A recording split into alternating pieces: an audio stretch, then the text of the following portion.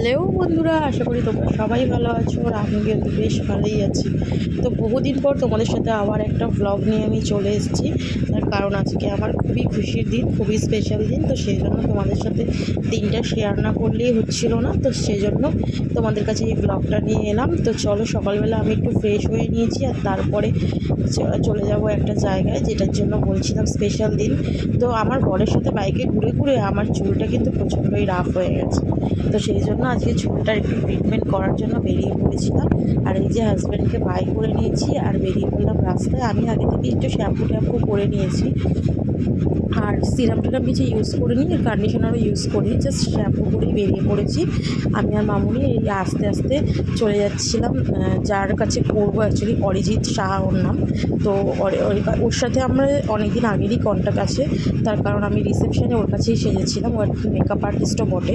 তো সেই জন্যই ওর কাছে, ও যেহেতু এখন এই ট্রিটমেন্টটা দিচ্ছে, তো সেহেতু ওর কাছেই চলে গিয়েছিলাম। আর এই হচ্ছে ওর স্টুডিও, তোমাদের সাথে শেয়ার করলাম ওর স্টুডিওটা। তোমরা জানিও ওর স্টুডিওটা কেমন।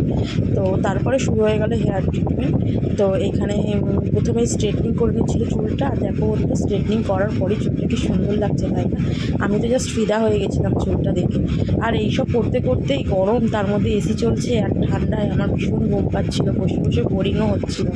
তো তার মধ্যে যেহেতু দুজন ছিলাম, একজন করে হচ্ছিলো, তো সময় তো একটু লাগছিলো। তো এখানে মামুনির হচ্ছিলো ট্রিটমেন্ট হেয়ার। তো প্রথমে ঝাড়ু চুলটা স্ট্রেটনিং করলো, এরপর আমাদের চুলের ক্রিমটা লাগিয়ে নেওয়ার পালা। তো আমি এই যে বসে পড়েছি চুলে ক্রিম লাগানোর জন্য। আমি আস্তে আস্তে তোমাদের জন্য একটু একটু করে ব্লগও করছিলাম, যাতে তোমাদেরকে শেয়ার করতে পারি। তো এই যে আমার হয়ে যাওয়ার পর আমি এখানে বসে আছি, গল্প করছি, আর ওইখানে মামুনির চলছে। তো এইভাবেই চলছিল। আর দুপুর আস্তে আস্তে অনেকটা সময় পেরিয়ে গিয়েছিল।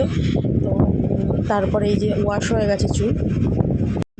দেন তারপরে আস্তে আস্তে এক একটা করে স্টেপ বাই স্টেপ এগিয়ে গেলাম। তো এখানে আমি একটুখানি বসে বসে সময় পাস করছিলাম, কারণ যেহেতু একা ছিলাম না। আর এদিকে ওর বোন চলে এসেছিলো কলেজ থেকে, আমাদের জন্য বেশ চা বানিয়ে নিয়ে চলে এসেছিলো গরম গরম এই বৃষ্টির ওয়েদারে। আর আমরা তো বেশ চাটা দারুণ এনজয় করছিলাম। তার সাথে সাথে আমার মাথায় কিন্তু নিউট্রিলাইজারও মাখানো হয়ে গিয়েছিলো। তো তারপরে নিউট্রিলাইজার মাখানোর পর চুল ওয়াশ করে নিই, আবার স্ট্রেটনিং করে নিয়েছিল।